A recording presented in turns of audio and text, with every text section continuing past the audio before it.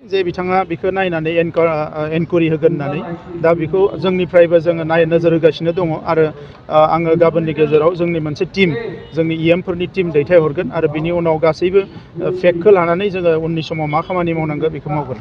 माहारिनि गुबुन गुबुन बिथिंखौ बिथांमोना सावरायदों आरो दिनै गेवलां मेलाव आसामनि चिफ मिनिस्टार बिथाङा गाहाय आलासि महरै बाहागो लानानै जोबोद मोजां मोजां बिबुंथि बिथाङा होलांबाय।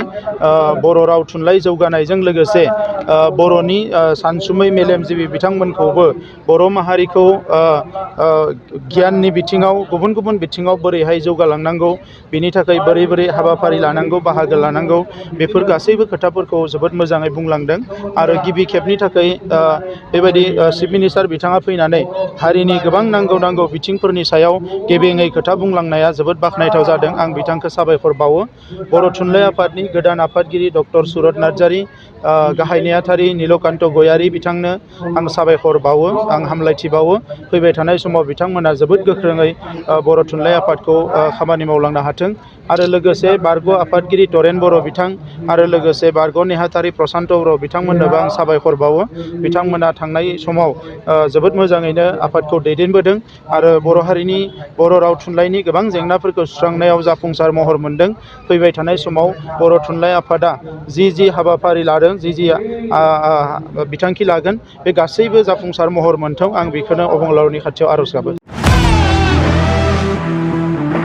बङाइगाव मेरिडियान किया मटर्स श'रुमा नोंथांनो लाबोदों गोदान अफार। मेरिडियान किया मटर्स श'रुमाव नोंथाङा खम बेसेनावनो किया कम्पानिनि गुबुन गुबुन रोखोमनि गोदान गारिखौ लानो हागोन। बेजों लोगोसेनो बे श'रुमाव जेखिजाया कम्पानिनि गोजाम गारिखौ सोलाय सोल' खालामनोबो हागोन। दासान्दि बे अफारा सोलिगासिनो दं आरो फैगौ 28 फेब्रुवारिसिम बे अफारा थागोन।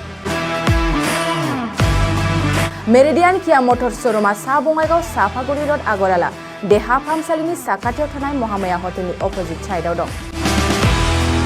बे अफारखौ मोनफुंनो थाखाय नोंथाङा अनलाइनबो बुकिं खालामहरनो हागोन।